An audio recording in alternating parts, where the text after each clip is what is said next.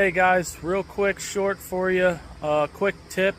If you got an RV camper and you're parking on grass or anything like that, before you go ahead and park it on the grass, I'd recommend putting down a vapor barrier.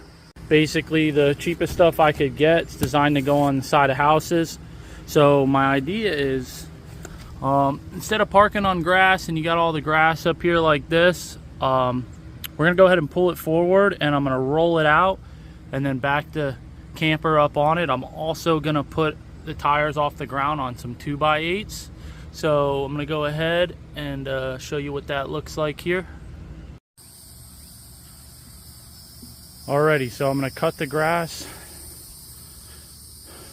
and then I'm gonna spray some pesticide, some ant killer, and then I'm gonna roll out the plastic.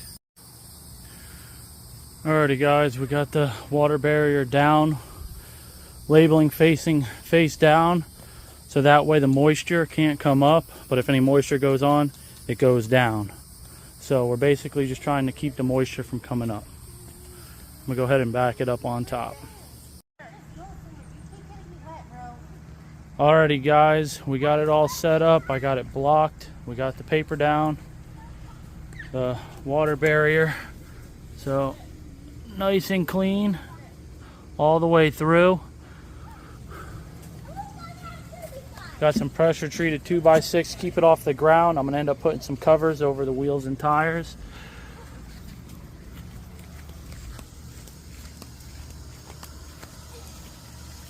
All the way to the back.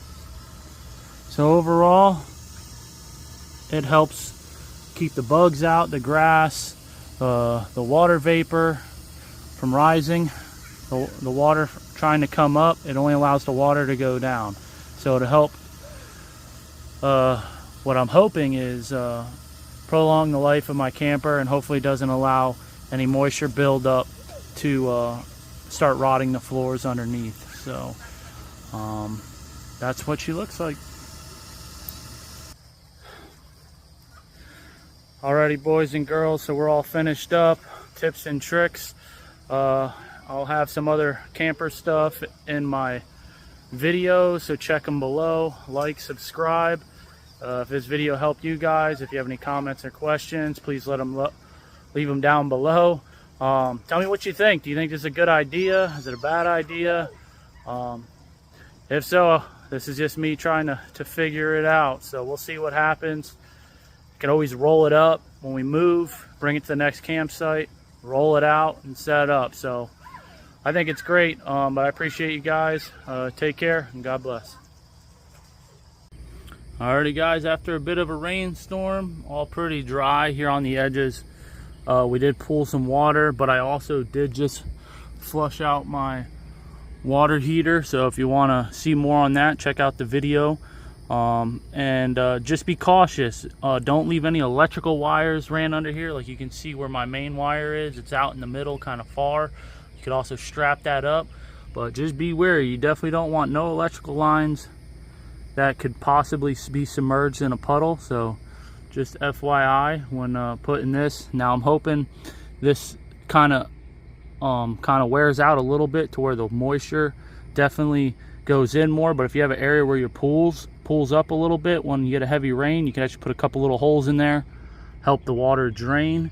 But overall, keeps all the bugs, the grass out. I'm liking it so far. No complaints.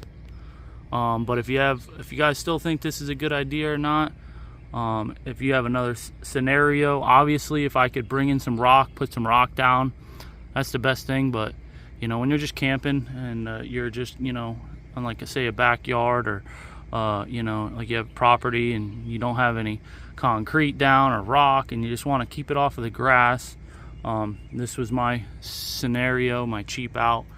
But yeah, I would love to have a concrete pad or even some lime rock down. Like that's the way to go, boys and girls. But this is just a cheap alternative. It's working for me. Hope it helps you guys. Thanks again. Later.